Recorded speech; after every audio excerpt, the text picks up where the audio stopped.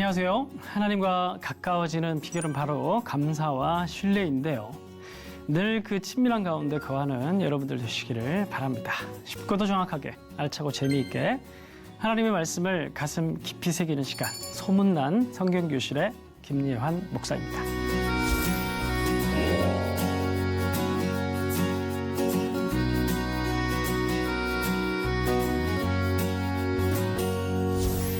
지난 시간에 나눈 말씀 다들 기억하시죠? 왕국 예언서를 첫 번째 시간을 살펴봤습니다. 호세아, 아모스, 요나, 이사야, 미가 5권의 책을 살펴봤는데요. 오늘 여러분들과 함께 나눌 이야기는 왕국 예언서 두 번째 이야기로 또한 5권의 책을 살펴보도록 하겠습니다.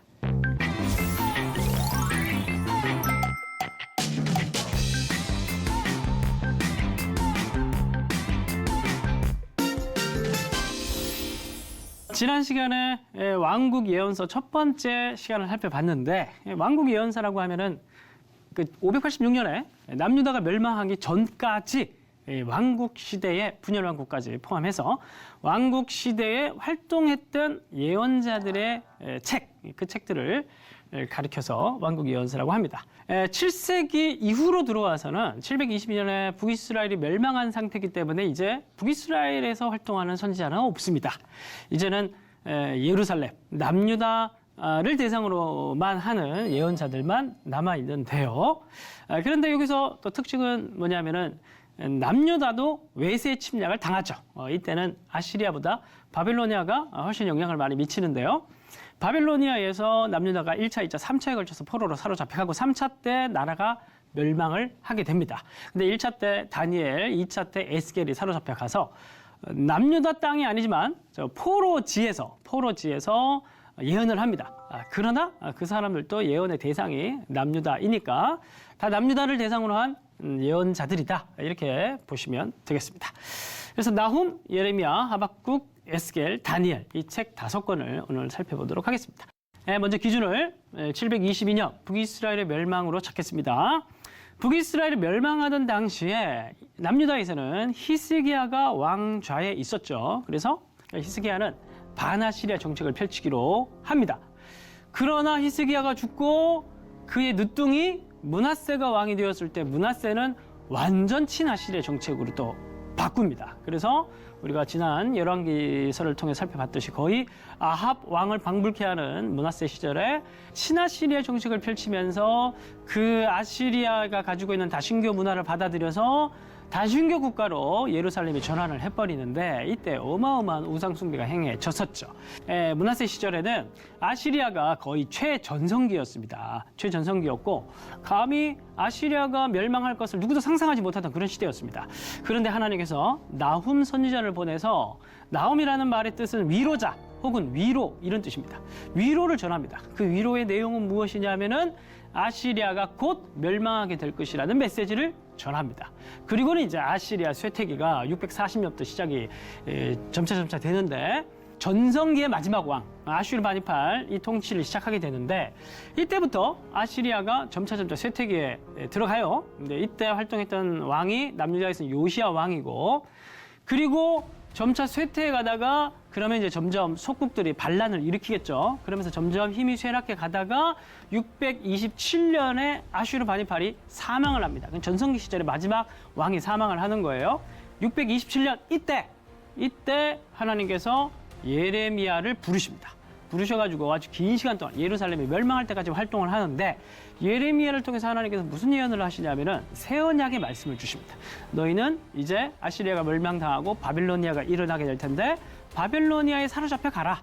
내가 므낫세 때문에 예루살렘의 정결의 기간이 필요하다. 그러니까 두려워하지 말고 바벨론에 사로잡혀 가면 이 기간 동안에 내가 너희를 깨끗하게 만들어서 내가 너희를 완전히 새롭게 회복할 그런 새로운 민족을 창조하겠다.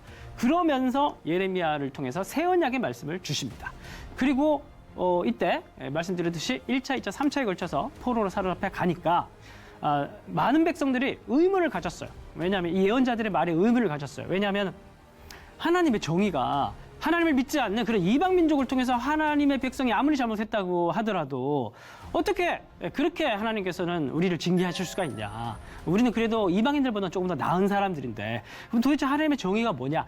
그러면서 하나님께 정의를 따지고 묻는 그 선지자의 Q&A 스토리가 하박국서의 이야기입니다. 이제 그만큼 혼돈의 시기였다는 거예요. 되게 의문의 시기였고 그러는 가운데 1차 포로로 사로잡혀 갔던 다니엘을 통해서 하나님께서는 다니엘 왕족이거든요. 그러니까 왕권에 대해서 하나님 왕권에 대해서 예언을 하시고 그다음에 또 2차 포로로 사로잡혀 갔던 제사장 출신인 에스겔을 통해서 이제 586년에 예루살렘 성전이 파괴될 텐데 그럼 성전은 끝이 나는 것인가? 그게 아니라 하나님께서 새로운 성전을 주시겠다 라면서 영적인 새로운 성전에 대한 비전을 에스겔 제사장을 통해서 주십니다.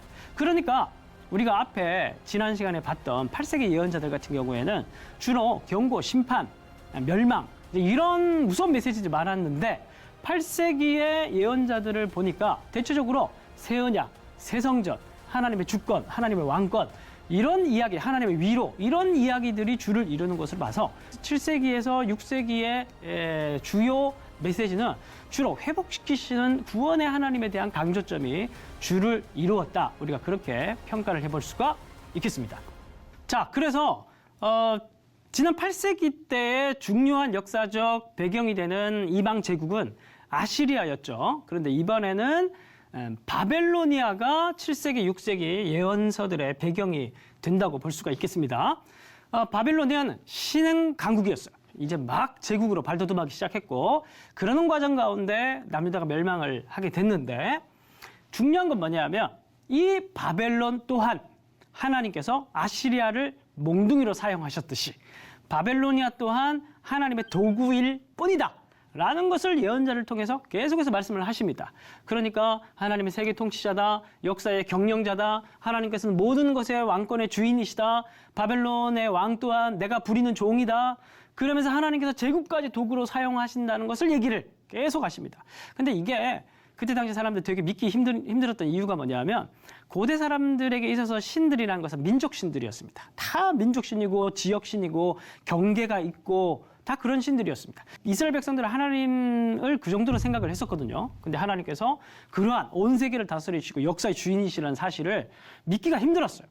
그런데 이거를 믿는다면은 예루살렘의 정교회의 기간을 위해서 사로잡혀 갈 수 있는 것이죠.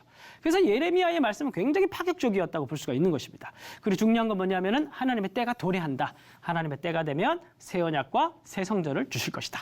그렇게 해서 결국에는 7세기와 6세기의 이야기는 뭐냐면 믿을 것이에요. 하나님을 반드시 믿을 것.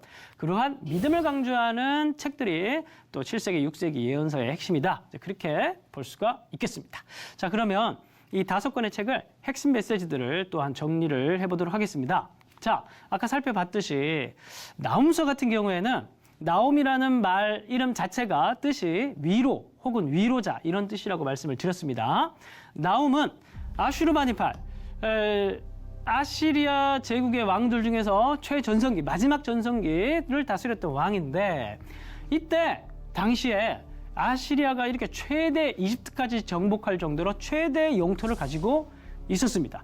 그리고 지금 이제 유적이 발굴됐는데 아슈르바니팔에 의해서 그때 당시 고대 근동의 최대 도서관이 건축되었다는 것도 지금 발굴이 되었습니다. 그만큼 문화적으로도 최전성기를 달리고 있었고 그리고 영토도 최대의 영토를 보유하고 있었습니다. 이때 하나님께서 나움을 보내서 비전을 보여주시는데 어느 때가 되면은 아시리아가 멸망하게 될 것이다. 누구도 상상하지 못했지만 하나님께서 나움을 보내서 그렇게 아시리아의 멸망을 얘기했었습니다. 근데 이 독자가 유대인들이죠. 유대인들은 이 말을 들었을 때 아시리아를 멸망시킨다는 하나님의 이야기를 들었을 때 위로를 받았을 것입니다. 그래서 이제 나움서의 주제는 위로다. 휙휙 하는 채찍 소리, 윙윙 하는 병거바퀴 소리, 이런 이제 시적인 표현들이 나훔서에 가득한데 전부 다 전쟁을 묘사하는 그런 이야기들입니다. 이렇게 니느웨 성의 멸망을 바라보면서 예언을 했던 책이 나훔서다. 자, 그러나 반대로 되게 두꺼운 책이 예레미야입니다. 예레미야서는 핵심 메시지가 뭘까? 또한 예레미야는 이 비슷한 또 맥락의 역사를 또 맥을 같이 하고 있습니다. 아슈르바니판이 통치를 하다가 627년에 드디어 사망을 합니다. 그 이후부터 급속도로 아시리아는 쇠퇴를 하기 시작하는데 이때 하나님께서 예레미야를 부르시죠. 예언자로 부르십니다. 예언자를 부르셔서 제일 먼저 보여주시는 환상이 뭐냐 하면 북쪽에서 기울어진 끓는 가마입니다.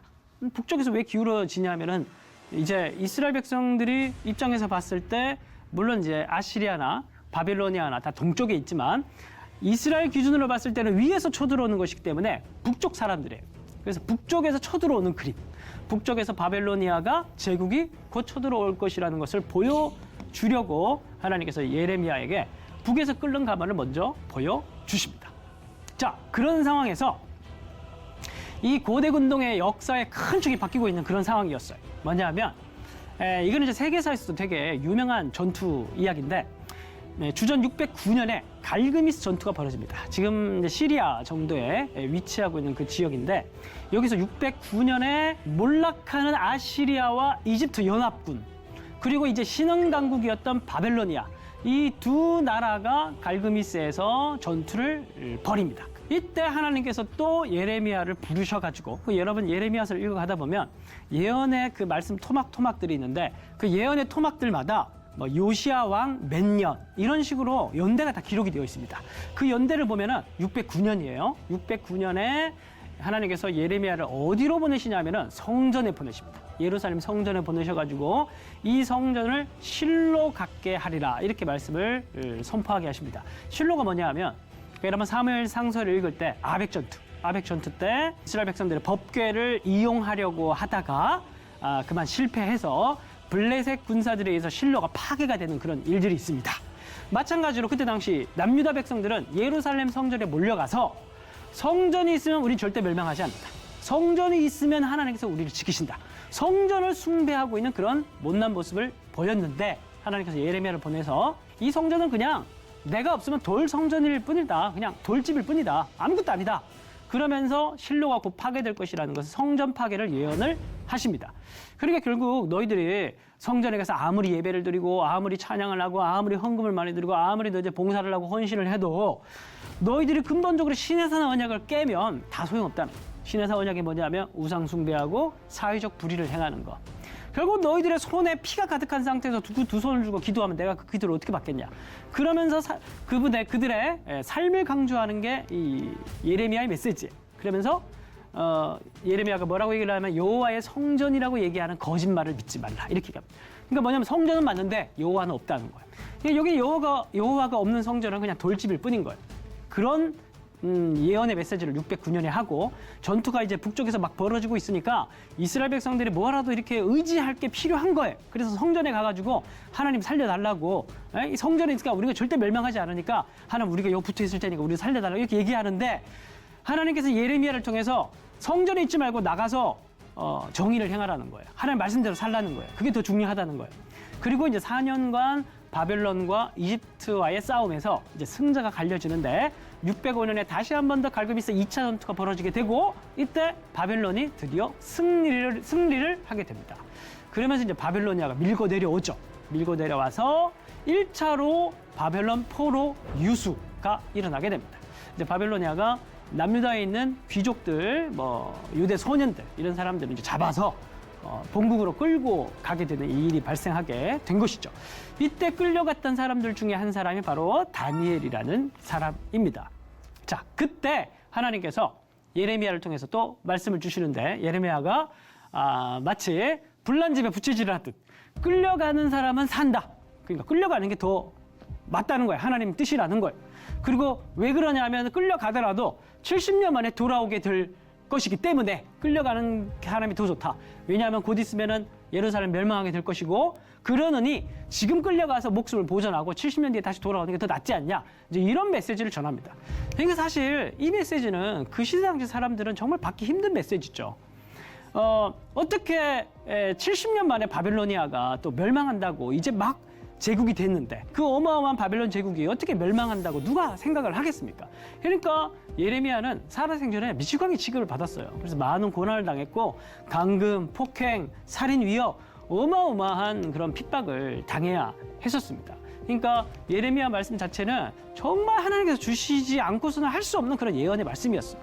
누구도 받을 수 없는 사실 그런 말씀이었습니다. 그래서 예레미야는 뭐 오늘날로 얘기를 하자면은 이 적국을 이롭게 하는, 적국을 이롭게 하는 그런 나쁜 사람, 매국노 그런 사람으로 이제 시부당해서 많은 핍박을 당해야 했었습니다.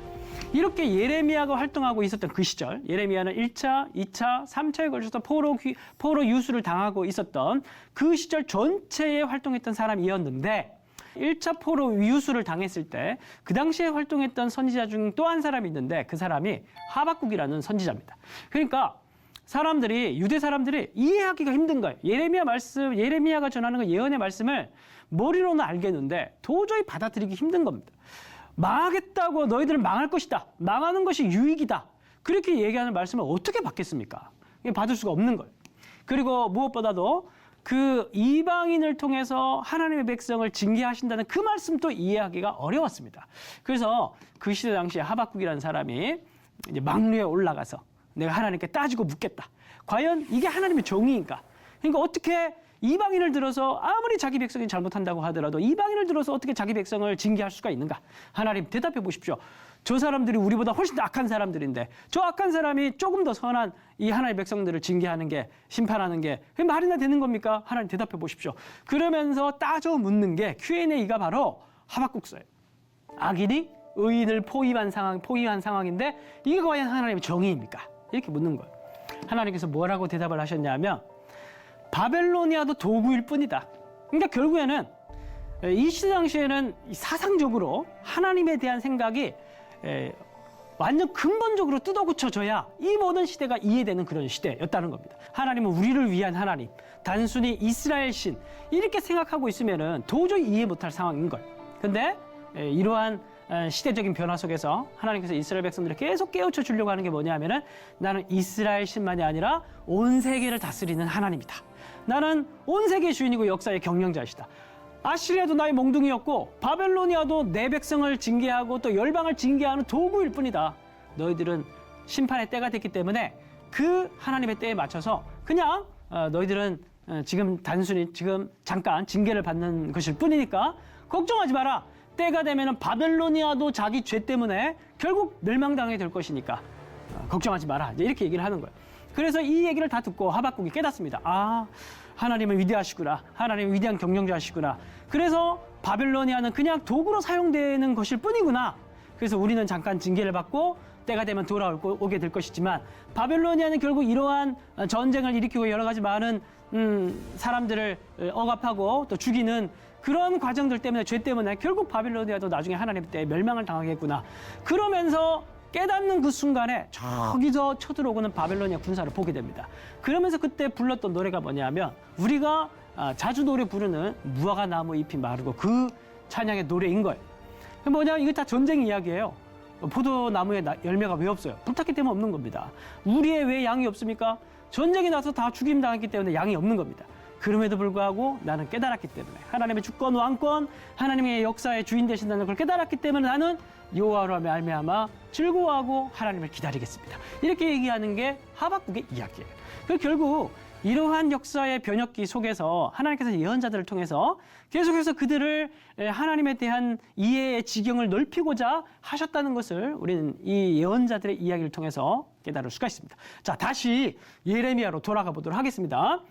예레미야가 1차, 2차 이제 사로잡혀 가고 2차로 포로로 사로잡혀 가고 난 이후에 세워졌던 마지막 남유다의 왕이 시드기야 왕입니다. 그래서 시드기야가 마지막 이제 왕이 되자 예레미야가 멍에를 메고 찾아와 가지고 이렇게 우리는 바벨론에 끌려가서 바벨론을 섬겨야 된다. 이렇게 얘기를 합니다. 이거 완전 더 이제 도가 막 지나친 거죠. 그런데 왜 이렇게 우리는 곧 바벨로니아가 다시 쳐들어올 텐데 우리는 왜 사로잡혀 가야 되냐면은 그렇게 가야 사는 것이기 때문에 그렇게 잡혀가면 정결의 기한이 끝나고 다시 돌아오게 되면은 돌아오게 되는 그때 하나님께서 새로운 일을 준비하실 텐데 그거는 무슨 일이냐면은 이제 시내산 언약은 깨졌죠. 이스라엘 백성을 지키지 않았으니까 이 시내산 언약은 이제 옛 언약이 되고 이제 하나님께서 새로운 언약을 맺게 될 것인데 그 새로운 언약은 어떤 언약이냐면은 돌판에다 기록하는 십계명을 기록하는 것이 아니라 우리의 마음에 기록해서 그들로 하여금 그 마음의 즐거움으로 하나님의 말씀을 지킬 수 있도록 내가 그들의 마음을 새롭게 창조할 것이다. 그렇게 마음을 창조하시는 하나님에 대한 이야기, 새 언약에 대한 약속을 하면서 예레미야는 마무리가 됩니다. 그래서 결국에는 희망의 이야기예요. 7세기, 6세기 예언자들의 이야기는 희망의 이야기입니다. 마지막으로 살펴보게 될 에스겔서와 다니엘서도 마찬가지입니다. 이 두 사람의 공통점은 포로로 사로잡혀 갔다는 데 공통점이 있습니다. 다니엘은 1차, 에스겔은 2차, 그리고 다니엘은 왕족이었고 귀족이었습니다. 각 사람의 위치와 상황과 맥락에 따라서 메시지도 달라지는데 다니엘 같은 경우에는 왕족이다 보니까 하나님의 왕권을, 그러니까 다니엘은 사로잡혀 가죠. 바벨로니아에서 사로잡혀 가서 거기서 생활을 하는데 우리가 스토리 너무 잘 알고 있습니다. 생략을 하는데 어쨌든 간단하게 얘기를 하자면은 다니엘이 거기에서 승승장구하면서 올라갔죠. 그러면서 결국 하나님께서는 느부갓네살의 하나님도 되시고 바벨로니아를 다스리는 제국의 하나님도 되신다는 사실을 다니엘의 이야기를 통해서 깨닫게 하십니다. 그러니까 앞에 이야기가 동일하게 하나님의 이스라엘의 신만이 아니라 온 세상의 신이라는 사실을 다니엘의 이야기를 통해서, 스토리를 통해서 또한 밝히고 있습니다.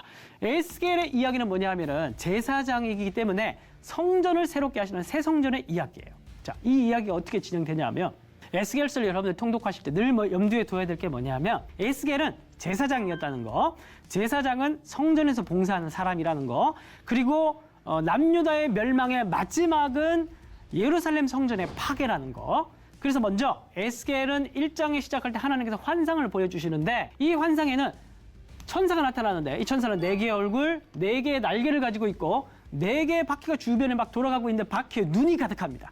이거는 어떤 상징이냐면은 하나님의 역동적이시라는 거예요.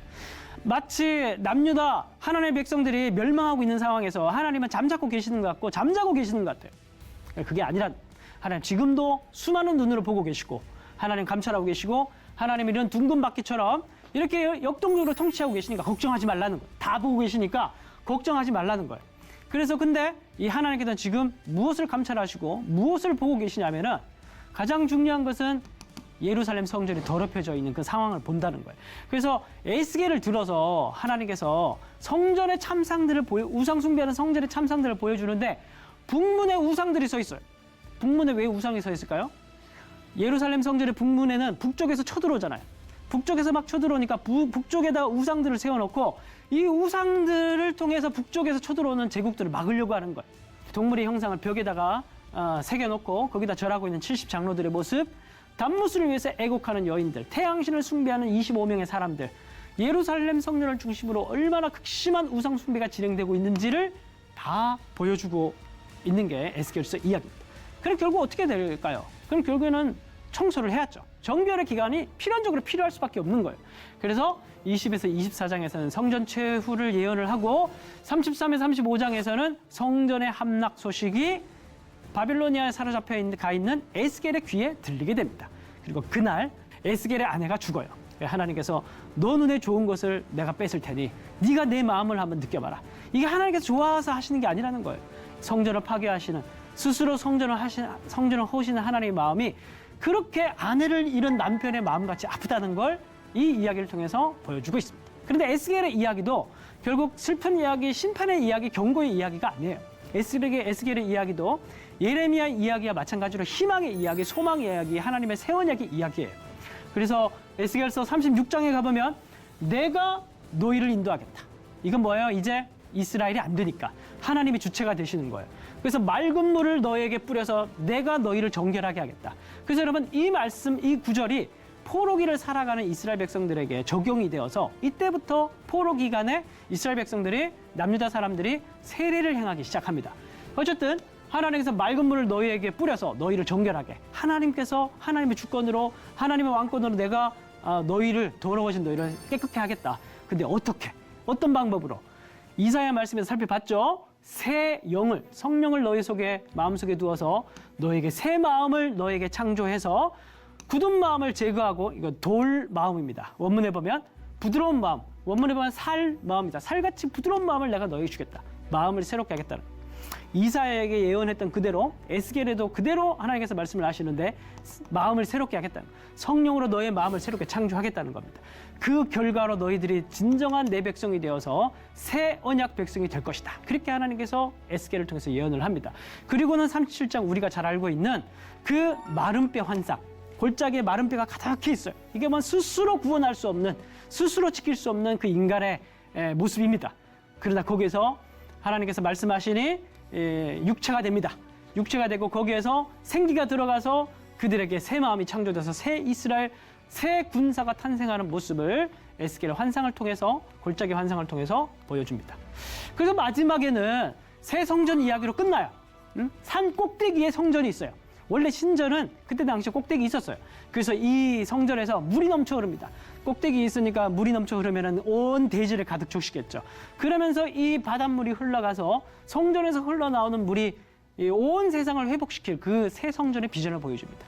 이 비전이 누굽니까? 예수 그리스도죠. 예수님께서 요한복음에서도 말씀하시기를 그 배에서 생수의 강이 넘쳐 흐를 것이다 라고 얘기를 하는데, 새 성전으로 오시는 예수님을 통해서 온 세상이 성령을 받아 그 마음이 변화되어서 즐거운 마음으로 하나님을 예배하고 하나님의 사람이 될 것임을 예언하고 있는 것이 에스겔서의 마지막에 나오는 새 성전 예언이 되는 것입니다. 마지막으로 다니엘서 말씀을 읽고 마치도록 하겠습니다. 그래서 하나님은 어떤 분이시냐? 하나님은 때와 계절을 바꾸시는, 하나님께서는 봄, 여름, 가을, 겨울 우리가 눈치채지 못하게 그냥 추워지고 더워지고 그 계절이 바뀌어요. 누구도 할 수 없는 일이에요. 그렇게 경영자이신 하나님께서 역사의 흐름을 그렇게 주관하고 계신다는 사실을 예언자들을 통해서 지금까지 보여주신 것입니다. 그리고 왕들도 겁낼 필요가 없어요. 이 왕들도 하나님 패하시고 하나님께서 세우는 하나님의 도구로 사용되는 사람들인 거예요. 그래서 우리에게 중요한 거는 지혜자에게 지혜를 주시고 총명자에게 지식을 주시는 분이 하나님이신데, 이러한 하나님의 역사를 볼 수 있는 통찰을 달라고 우리가 기도하면서 예언서의 말씀들을 통독해야 할 것입니다. 네, 오늘 강의는 여기까지 하도록 하겠습니다.